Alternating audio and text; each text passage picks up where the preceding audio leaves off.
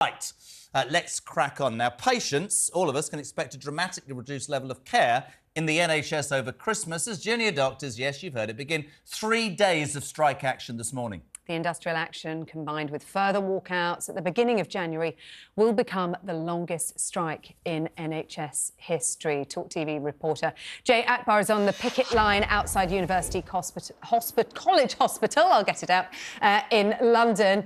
Jay, we can see some of the strikers there behind us. What is the mood like there? Well, these junior doctors are as loud and defiant as ever, as are some of the drivers coming by here. Now, this scene, as you can hear, will be repeated up and down the country today. But because they're here, it's expected that all routine care within the NHS is going to be affected. Now, this strike started around 2 hours ago and is going to last until around 7 a.m. on Saturday. But there's another strike in January from the 3rd until the 9th. So the NHS has said that all urgent and emergency care will be prioritised during both strikes. Now, negotiations had been going on pretty solidly for about 5 weeks, and even the new health secretary said that they had been going well, but they broke down quite dramatically recently, which is why we're here. The British Medical Association was holding out for a 35% pay rise. The government was only willing to add around 3% on top of an existing offer, so there is an impasse. But speaking to a spokesperson from the BMA earlier, they said why it's so important that they're out here today. So I see the effects of the government's underfunding of the NHS every single day in hospital. I saw a patient the other day, came in with chest pain. This is a really serious symptom. We need to rule out that they haven't had a heart attack. And, you know, I was speaking to her and she said, the pain started yesterday. And I was like, well, why haven't you come in yesterday?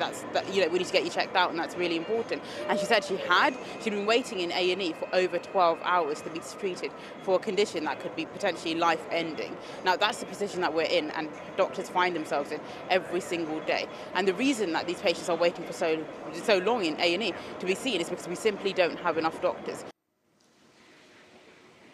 Now, the Prime Minister has urged the BMA to come back to the negotiating table, and the new Health Secretary has said that her door is always open, which strikes a somewhat friendlier tone than previous health secretaries. Now, of course, pay is a huge factor.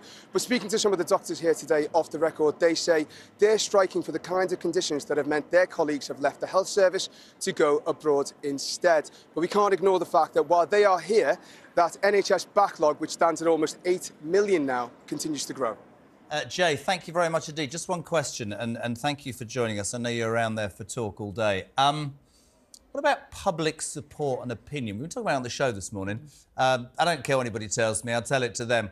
35% when you're stuck in the middle of a cost of living crisis, the optics don't look great.